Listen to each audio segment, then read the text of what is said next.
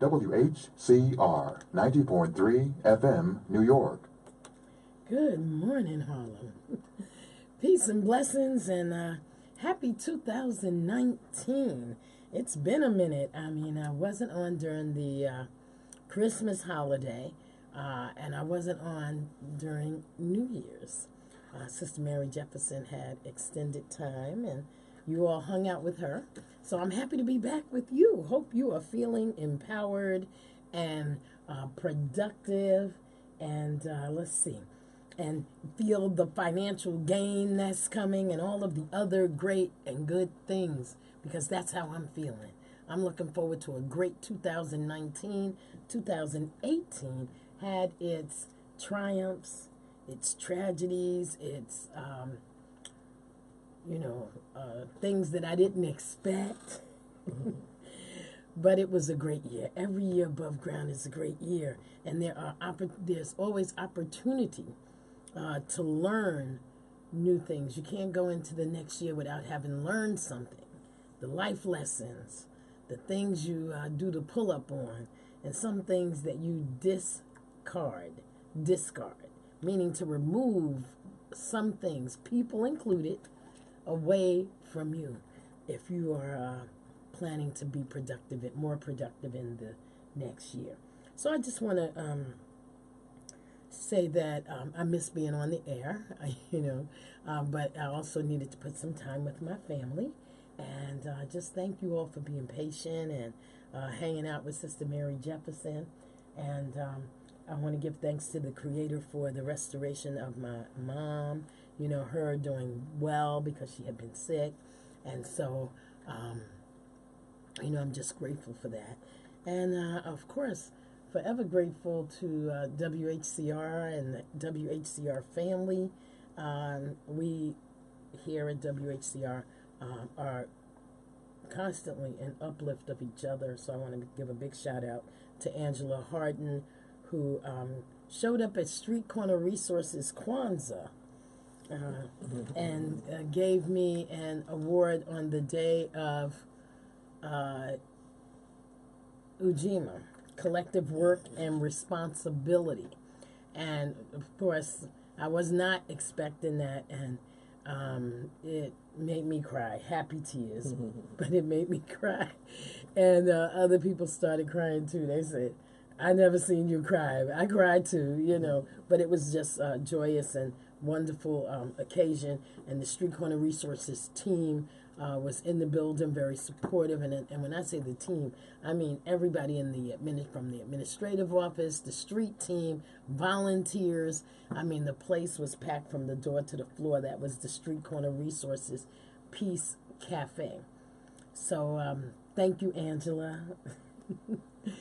I love you. Thank you so much. And thank you for, I guess I should say that the award was for the work that I've been doing before we got funding, and of course the continued work now.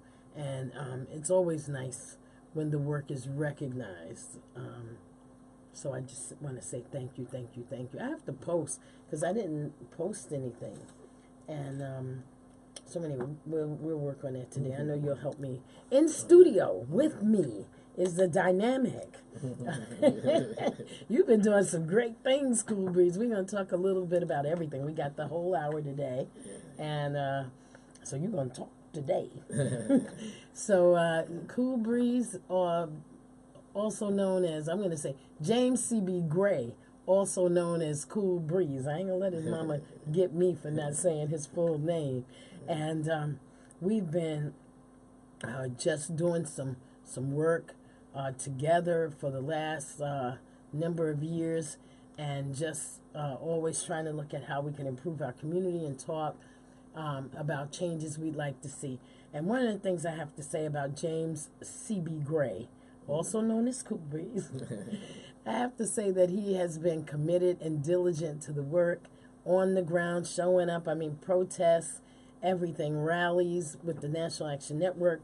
And one of the things I'm really proud of is how he stood up in 2018 against the whole K2 epidemic that we're seeing, and protested the sale of K2, particularly on 125th Street, but also other boroughs around the city.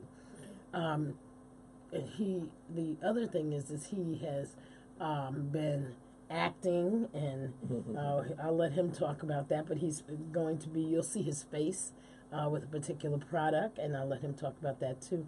So I just want to welcome you, Cool Breeze. I don't hardly ever call you James, so it seems so funny. Yeah. Welcome you to WHCR. You are also the executive vice president of the National Network Bronx chapter. Yes. I got it right? Yes. You got a long old title over there. So he is the executive vice president of the Bronx chapter National Action Network under the leadership of our dear brother, Reverend Al Sharpton. Yes. And I'm really proud of, always proud of the work that he's doing across the country, not just in this city, but across the country. So I had to get back over to the National Action Network. I've, really been busy with Street Corner Resources and just doing a lot of work with that. But the National Action Network is definitely under the leadership of Reverend Al Sharpton, and James C.B. Gray is definitely the executive vice president of the Bronx chapter, National Action Network. So tell me, I was there, when you had the first meeting. So tell me about what made you start a chapter in the Bronx, although you live in Harlem. A lot of people ask me that, and a lot of people automatically think I'm from the Bronx now because of No, they're not stealing you. So I'm like, even before, first of all, there was an urgency for the Bronx to have a National Action Network presence once again, because we did have a presence in the chapter previously before we relaunched this one. It's in a different location. There was a pastor by the name of Kali Mutu, who actually me and Phil were good friends with before he even launched the chapter. And that chapter moved to that church actually moved to Queens. When the church moved to Queens, then it was no longer a chapter in the Bronx. And you remember when that girl got shot in the park? The lady got shot in the park in front of kids in the Bronx. In the Bronx, yes. That's when everybody was like, "Yo, we got to do something." Where's Nan in the Bronx chapter? A lot of people didn't realize it wasn't the Bronx chapter until that incident happened. Right. And there was a couple of other incidents too. Some of the politicians were even called in like, "Yo, is the Bronx chapter still active?" And that's when Phil came to me at that time, and Dr. Philip Gates Jordan, he came to me at the time and was suggesting that we launch an organization in the Bronx similar to the National Action Network. And I was like, hold on, man, we can kill two birds with one stone, right? By reactivating the Bronx chapter, right? So we brought it to McCall, Reverend Kevin McCall, and Reverend McCall brought it to Reverend Sharpton, and it just kind of like spiraled from there into like a lot of great things, and we have some even bigger things on the table that are just happening like the same kind of way. The energy is there, the momentum, the void is there, and just have to be filled. And people who really serious about doing this work step forward, and then things start to come together. Just like how me and you've done right. with the resources. I remember sitting at tables, coming up with the Peace Cafe name and all of that, talking about right? all this stuff. So sometimes when it happens, we're like, yo, man, you look around. We did it, right? It's moving. And that's the same momentum that we're having too. And you've been doing some great forums in the Bronx, and I've been happy to have been a part of that. But you got one big one coming up. This is really going to be huge. It's the public advocate's position. We got 12 people running for public advocate? No. You got 12 on the panel. 12 on the panel. As of the other day, the last count I heard was 31. What? I said, that are running, that are in the race for public advocate? Yes. Wow, I didn't realize it was that many. Yeah. This is, the worst part about it is, since Donald Trump has been elected, there are people saying, okay, if Donald Trump can get elected president, then I can be city council or public advocate or assemblyman. And some people just have that frame of mind, and they kind of gauge their probability of being elected by the process. If this guy can do it, anybody can do it. Right. And it's sad because one of the worst parts about that is when you have so many people trying to run for that same position, we start to cancel out each other in these votes. And sometimes that's a strategic mission for some people who know how to, sway the vote. They'll throw somebody in there and say, yo, listen, just run, and they might not have any intentions on winning or really be qualified for the position. But, and the next thing you know, we got a bunch of different people canceling out the vote, and it's sad when that happens too. But I wish everybody all the luck. So we are having the National Action Network Bronx Chapter Public Advocate debate this Saturday, January 12th from 2 to 4. Now this is the first public advocate debate in the Bronx ever. And so we're making history now with this debate. There's been a couple of forums, but this one is an official debate. And we got a long list, about 12 altogether. Some of the big heavyweights, and some people that nobody's ever even heard of before. But like I said, I wish everybody all of the best. This thing is going to happen fast, and another thing that I wanted to do was bring some awareness and attention to what the public advocate does. And I think it's very important that we understand that position. There's a lot of people that really just didn't know what the public advocate's position was, and it actually was converted some years ago. The public advocate's position was actually the president of the city council. So that position had actually evolved into now the public advocate seat. And there's a lot of things. It's a powerful local position, but once again, a lot of people don't know the extent of it and really don't. They don't understand it.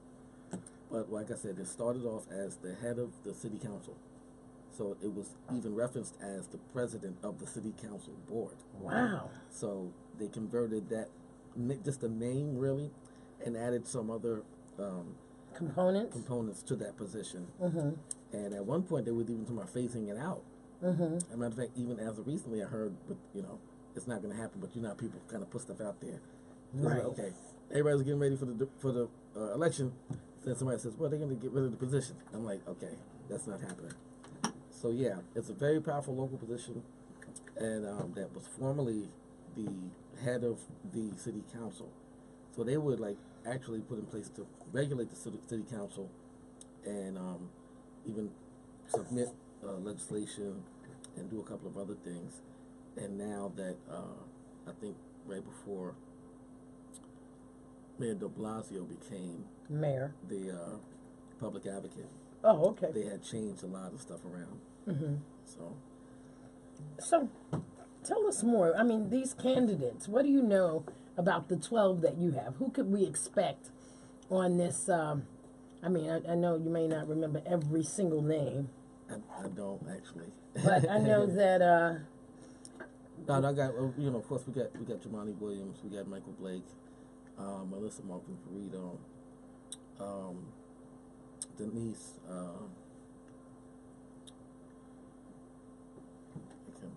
Okay. But so Melissa Mark-Viverito is running for the public advocate seat. yeah. Do you know any of her positions, thinking, stances that she's willing to take, things that she's wanting to accomplish as a public advocate? That's a very sensitive position.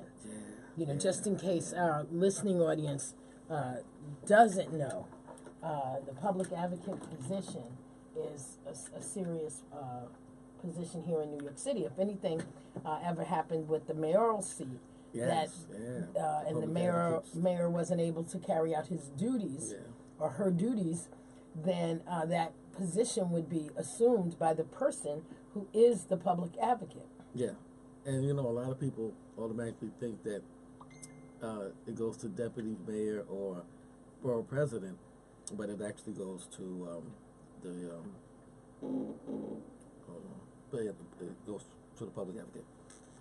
So yeah, that's gonna be next Saturday, January 12th at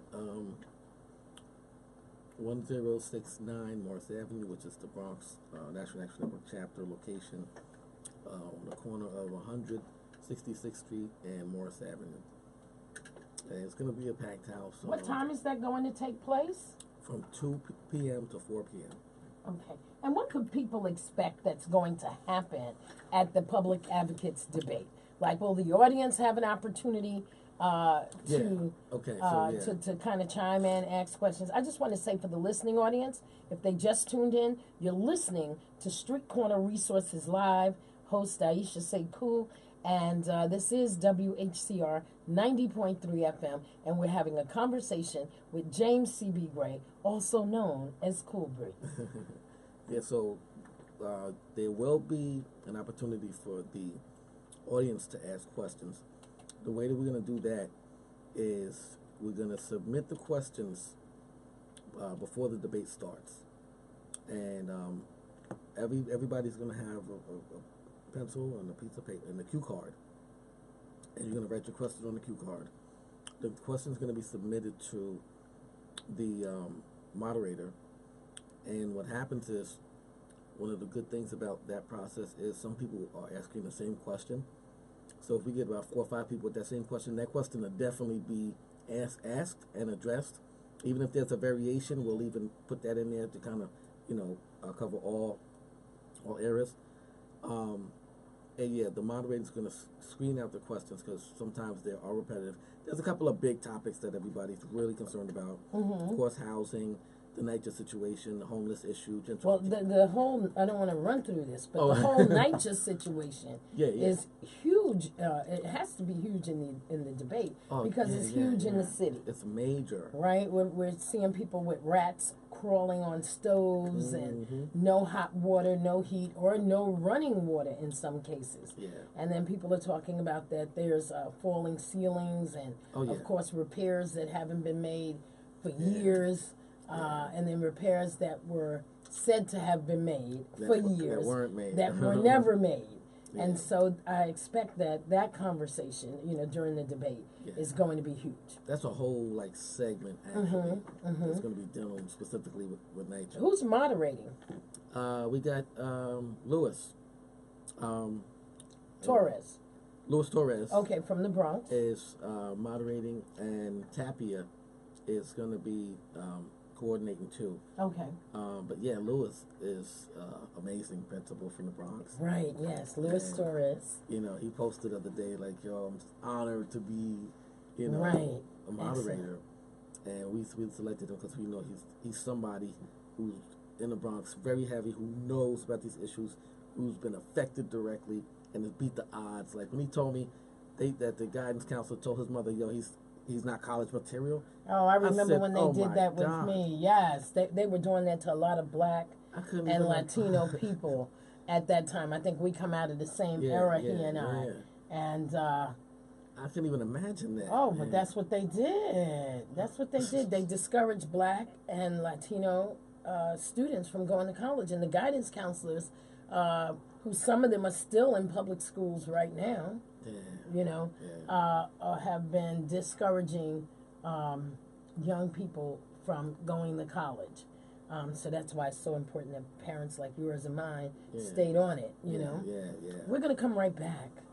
All right. And we'll talk a little more about the upcoming debate, and we'll talk hopefully with Phil Gates, who is the vice president of the Bronx. The president. The president. That's what I meant to say. The president of the National Action Network. And we'll also, I want to get a chance to touch on your your acting career. Okay. Yeah. And we know you've been doing some work in the legal field as well, but I'd like to talk more about your acting career, because you've been acting and doing some things. You got a film coming out soon. So a lot of great things are happening. We want to come back and inform our audience. Keep it locked right here. You're listening to WHCR 90.3 FM. I'm your host, Aisha Sekou, and this is Street Corner Resources Live. WHCR 90.3 FM, New York. Good morning, and we're back. If you just tuned in, you're listening to WHCR 90.3 FM, and I'm your host, Aisha Sekou, and in studio with me is James CB Gray. The CB stands for Cool Breeze, and James is the Executive Vice President of the National Action Network Bronx Chapter under the guidance and structure of Reverend Al Sharpton. So I know he's really proud of the work that you're doing. You're having a major debate coming up. If you just tuned in, audience, you want to know that there's going to be a big public advocate debate, 12 people on the panel, and how many are actually running for that seat? Well, everybody's... I mean, it's a popular seat. Well, altogether, I think it's 31 right now. Mm-hmm. And that's still, they said it's even more people that's trying to get on the ballot too. Wow. I said, wow, this is crazy. Well, not crazy. It could be good crazy. Yes, I mean, there's always good crazy. We have good crazy going on, right? Yeah. So tell us, for those folks who just tuned in, tell them what they can expect. 12 people on a panel is a lot of folks. Yeah. And so a lot of issues are going to come up. And what we said before we went to break was that we know that housing is, especially NYCHA, is going to be an issue. Major issue. Do you think that there's going to be some conversation around the issues around, because it is the public advocate, and the public advocate advocates for the public. Yeah. Is the voice, speaks up and resolve major issues that concern our communities. Yeah. So with that said, we know that where housing is concerned, NYCHA is a big issue and may have for a while been overshadowing the issue of gentrification, and where people are being pushed out of what was known as tenement buildings that are now going condo. And so you see more of the elders pushing supermarket shopping carts with all of what they have in those shopping carts. And they're homeless. They're sleeping inside hospitals and other municipal buildings, outside on the stoop and things like that. And so do you expect that in the debate that there will be discussion around gentrification and the development of places like Harlem and even the Bronx? There's a whole layout in the Bronx, man, that they're already planning on gentrifying, and they said during this whole misplacement, about 8,000 people are just going to lose their homes during this, process of gentrification for this particular section of the Bronx. And there's a lot of, actually the executive board of the Bronx chapter, we're the ones who are actually submitting some of the questions that are going to be asked too. And that was one of my questions specifically dealt with gentrification. Another one dealt with homelessness. Another one dealt with voting rights reform. And I went on like a lot of the majors, although there was a lot of other stuff in between. One of the questions that I saw was dealing with the elderly population. Once again, these guys are some of the first victimized when it comes to gentrification. These old ladies been holding on to these stabilized apartments for so long, and their rent is just ridiculously low, and the landlord wants to get market value rent. So there's people who've actually invested in taking these guys' property, their homes, their apartments, and I mean, I don't know. There's nothing, no amount of money you could pay me to be involved with an elderly person losing their home. Yeah. Right? We have a caller calling in. Good morning. Welcome to Street Corner Resources Live. This is Aisha Sekou. Who's on the line? Hello? Hello? Hello? Okay, I thought we had someone on the line. Good morning. Okay. Not sure what happened. Okay. I'm sorry, James. So continue to tell us about this great, I would call it the great debate, for New York City. I think it is. 12 people on the panel, 30-something people running for the public advocate position, and all of the issues that are going on in the city. What other issues do you think will be addressed from the side of the facilitator, like presented from the side of the facilitator and addressed by the panelists? We got a whole list. I think mental health is going to be a big topic. The violence in the Bronx, as a whole. Right, I mean, and even maybe gun violence in the city. In the city, right, is definitely going to be an issue. And we know that even though homicides are down, I think we have 100 and some odd less homicides than last year, which is great. Yeah. Just But saw that. Yeah. and particularly, of course, I got to shout out Harlem. Yeah. Street Corner Resources, the Peace Forward team, is credited as having helped to reduce Yeah. The mayor just even mentioned that at the pure violence. at the Thanksgiving. Oh, absolutely. Yeah. No, it was Christmas. The Christmas dinner. How pure violence was a major contributing factor. That's right. In the drop of crime in New York City. And so one of the things I would, and I'm going to be at the debate. I'll be there. Oh yeah, my mother's going to be there. Yeah, so I'll be glad to see her. So we have a caller on the line. Hopefully everything is working well and we'll be able to talk with them. Good morning. Okay, let's see what's going on here. Good morning.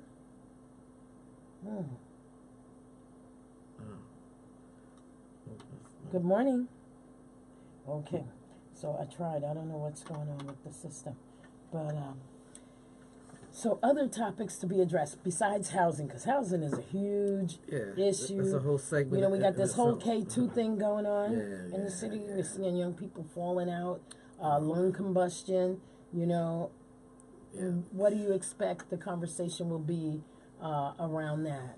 Well, if you look at the east side over there where I live at, off of Lexington, where we did the K2 protest, that is the highest concentrated area in Harlem when it comes to the number of overdoses and the number of usage and the number of sales when it comes to K2. And what happens is that area is the number one area because of the existing climate over there. That area also has the highest number of methadone clinics in New York City as well. Mm-hmm. And it was kind of like a dumping ground for this facilitation. Mm-hmm. There was meetings where politicians battled to keep these methadone clinics out of their districts, and somehow they got dumped on the east side of Harlem, Spanish Harlem in particular, which has a very long history going back to the heroin epidemic. Mm-hmm. You see what I'm saying? So you would think that there would be some rezoning in that area to kind of combat some of the things that have happened because of that same climate over the years. Right. And obviously it hasn't. And if you look at that, how long this has been going on, we've been going, like I said, beyond K2, beyond the heroin movement, the crack epidemic, and all of that. That area has always had a history of being a dumping ground for these kind of facilitations. Even with the traffic for the shelter over there, all of that stuff is kind of like the same kind of energy. Right. That's keeping you down. Like if you're just over there sometimes, it's horrible. You're like, I got to get out of here. Yeah, because it feels like, what it feels like? The Twilight Zone. Yeah. I call it the making of the thriller video. Okay. So, so I'm excited about this debate. I'm excited that in our great city, New York City, that there are so many people who want to help. Oh yeah. And become public advocate, because that is a helping, serving position. Yeah. It's not a position that you get and you just sit back and you just think that everything is going to be hunky dory. It doesn't work like that, right? Yeah. So it's a serious position. Oh yeah. So definitely. we're trying to pick up this line. I'm not exactly sure what's going on, but good morning. Can't hear him. Good morning. Okay. Good morning. Okay, sorry. We're going to have to continue. Yeah, we tried. We wanted to get Phil on. So, for some reason, the phones are a little out of whack. So, sorry, Phil Gates. We're going to have to get you back on probably after the debate. The debate is when? What's the date of the debate? January 12th. Okay. Which is Saturday. So you'll be back on the 14th. Right. Yeah. So we'll get Phil on the 14th. And Phil Gates, for those who don't know Phil Gates, he has been, because I got to give him his props. We can't get him on the phone, on the line for some reason. And I got to just say that, one, I'm really proud of his step up, his come up in terms of the being the president of the Bronx chapter of the National Action Network. He is the executive president, the president. The president, yeah. Right, and so I'm really, really proud of the work that you, both he and you, are doing to enhance the Bronx. You know, I'm a Bronx native. I grew up in the Bronx, born, bred, Bronx. Yeah. And there's a lot of work A lot, man. that has to be done in the Bronx. So I'm really glad that this debate is happening. Now, again, the date and the time and location. Yeah. Well, we also got Shani Herrera, who's executive director of the Manhattan Bronx chapter too. The date is once again January 12th, 2019, from 2 p.m. to 4 p.m. We might go over to 3 because we ain't ready to do all that. When we were having 4 speakers, it still was going over 2 hours. So now we got 12. So just imagine. And there's a whole program that's involved with this, you know. But I think it's going to go great altogether. I wish we could have everybody, but it's impossible. Right. Well, and you know what? I want to see the house packed from the door to the floor. Oh, no, we've already made Because reservations. I'm going to have my front seat right there in the corner where I... You get. But we've already made reservations to have the downstairs set Right. up with chairs and have the projector projected on the screen. Oh, excellent. That's downstairs. excellent. And as long as folks are comfortable and maybe have some water and things like that. They got a kitchen. Yeah, that's great. So, you know, one of the things is that some people don't show up to these things because they don't feel like they have enough information about, about government itself. They feel like they don't belong in that room. That talking about government, talking about social service issues is something removed from them. And so I try to make things as simple as possible when I talk to people. And I'm still learning. There's a lot I'm learning about policy and how law is made and all of that.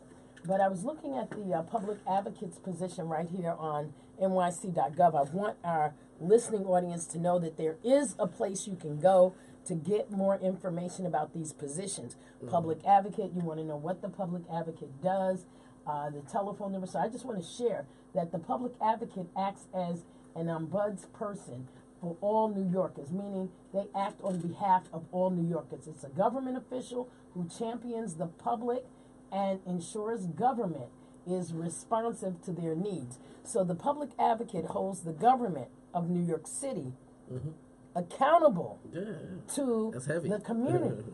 And so you need to know that person is supposed to act on behalf of the community.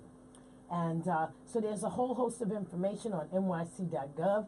There is an online forum if you have any issues. And then there's an acting That's Corey Thompson, right? Right. Yeah, he stepped in as soon as the ball dropped. Corey Johnson, right. Well, he stepped in, although he was he's the speaker for the city council. He's also the acting public advocate. Exactly. And so that position is hot. The seat is hot. The debate is going to be hot off the hook. Yeah. And if you miss this debate, you are missing something. Big time. And if you want to be in the mix, you have to show up. And that's January 14th. January 12th. January 12th. Okay. Saturday. Say it again. January 12th. January 12th. January 12th. 2019. And that's a Saturday. Yeah. Saturday, So like, January 12th. yeah. I don't want you to say Aisha confused No. us.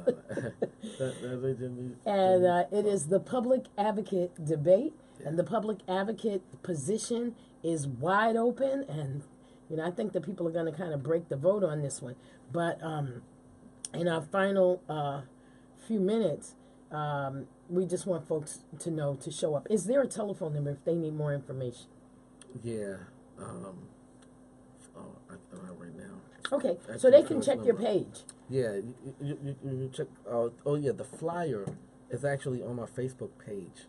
So if James C.B. if Gray you're watching this on Facebook. or listening, yeah, James C.B. Gray on Facebook. You can see the flyer right there. On the flyer is the telephone number, the website, and more contact information as well. And I'll be blasting out the flyer again and again so people can see it. But if you go to my page, you'll see it right there. Okay, so our time is just about up. I don't want to leave without folks knowing in our last minute and a half is good depending on how you use it. Tell us a little bit about what we can look forward to you as an actor. I heard about Power. That you were on the set of Power. What was happening with that? I was playing an FBI agent on Power. So basically, what I'm doing now, I'm on 3 different television shows as a day player. And what a day player does, you have background extras, which is cool. That's why I started out many years ago. But as a day player, I come on to different shows. Sometimes with a reoccurring Playing role. a particular character. Yeah, Okay. Particular character. Sometimes with a reoccurring role, and sometimes as a core member of the cast. So right now I'm working on Power, working on a TV show called Madam Secretary. Mm-hmm. And what about this Dove thing? Yeah, so Real yeah, quick, I we got just- 1 minute. I just became the Dove Man. the face of the Dove Men's Body Wash campaign, and that's a 48 country campaign, billboards and two billboards and 2 commercials. I did So for we'll that. be able to turn actually turn our eyes to some of the billboards, maybe ads in magazines, and so forth. Print. Magazines. There's a whole thing that's going to be going down in Dwayne Reed and everything. Promotion. And we'll see James Cool Breeze Gray. So our time is just about up. I am excited for your success. Thank you. I'm looking for more in 2019. Oh, yeah. I believe that you will be making a movie and you'll be starring in the movie. No, We got to project what we want, right? Yeah. No, that's already like We got to put it out being there. talked about right now. Exactly. And so I just want to say thank you for all that you do. I'm looking forward to the public advocate debate, January 12th. 2019. January 12th, 2019. And I'm just not in the getting Bronx. used to Give us the address. Oh, that's 1069 Morris Avenue. That's on the corner of 166 and Morris Avenue. The Christian Charismatic Prayer Fellowship Church. Christian Charismatic Prayer Fellowship Church, which is on the corner of 166th Street and Morris Avenue. All right, our time is just about up. And we want to thank James C.B. Gray for showing up and being our guest here at Street Corner Resources Live. I'm your host, Aisha Sekou. Make it a wonderful Monday, money-making Monday. Go out and get it. And if you can't give anything, get quiet and give to yourself. Empower yourself. And if you can, empower someone else. It's always about the uplift, not about the pull down. Peace and blessings. Have a great day and continue to do things in a great way. Peace.